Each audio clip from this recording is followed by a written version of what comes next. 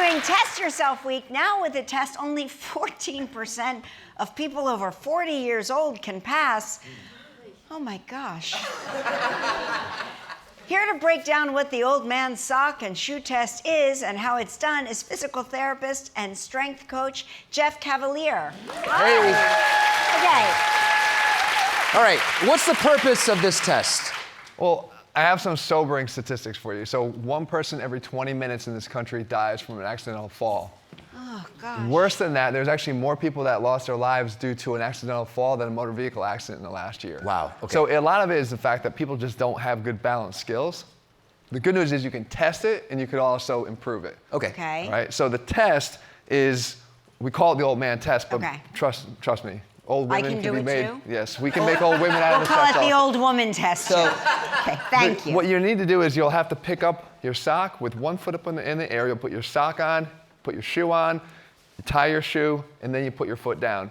If your foot has to go down anytime before you complete those steps, that's a fail. So it's a pass-fail test. Cognitively, I'm already not sure if I'm keeping up, but So, okay. if So I were we- to, Okay, you show Okay, us. so I'll- Okay, great. now I am 50, so I might fall. So, Okay, well, that's young to us. so we come here, put the sock on, Oh boy. grab the shoe. Oh, so the foot stays up. Foot has to stay up the entire time. Okay. Then we have to tie the shoe Okay. Oh, my shoes are tight at the same time. Then we could put the foot down. Okay.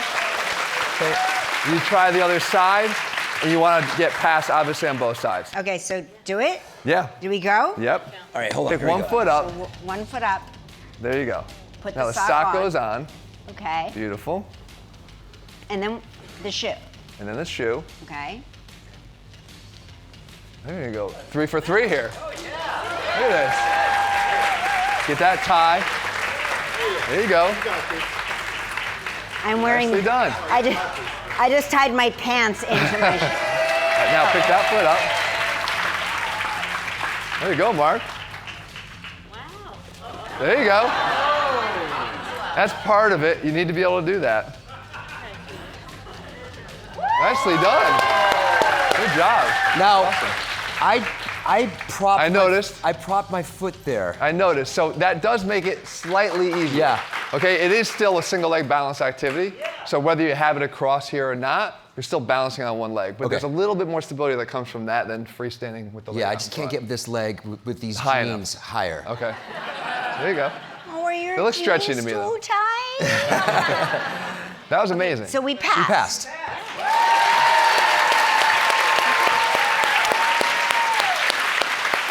I will say, it took more concentration than I thought it should take. More exercise to improve your mobility when we come back. Stick around. Back with physical therapist, strength coach Jeff Cavalier, and he's showing us some exercises that improve mobility. So you Okay. guys did amazing on that, but Thank balance is really multifactorial. So you have your brain, like you tested yesterday, the inner ear and balance, but also it's the proprioception, your body's sense of body position. Okay. And you can train that. The more you do it, the better you get. So Okay. one of the easiest things you could do is actually just get back on 1 foot and then use your other foot to draw the alphabet.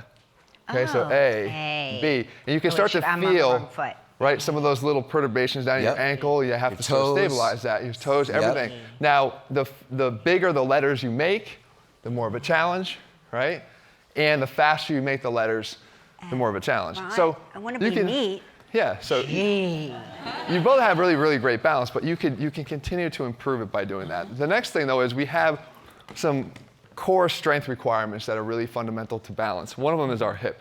Our hip has the ability to help us stabilize because the glutes are really good stabilizers.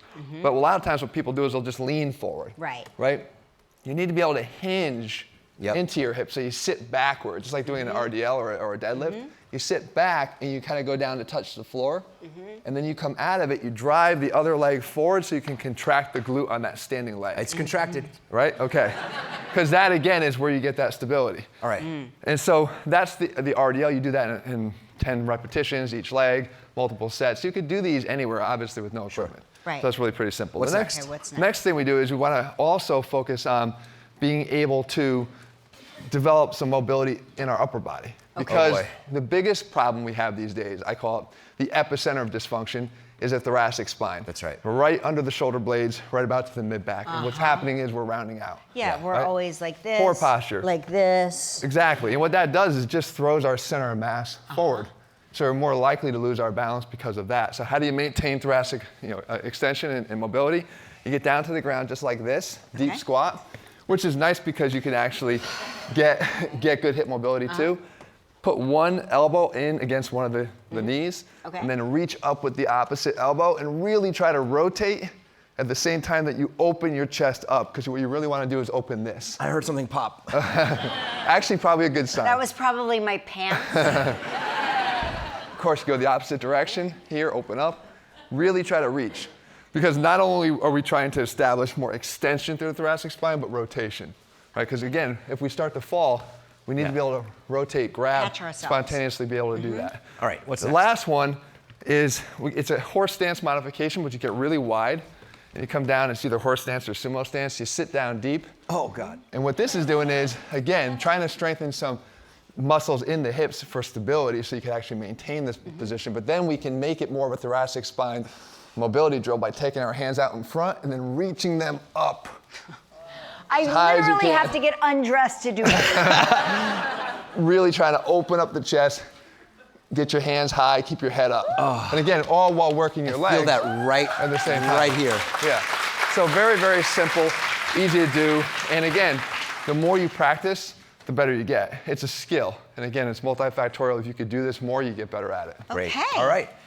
For more info, head to our website. Next, we're going to open up that Really inbox. great, Jeff. Thank you Yeah. so much.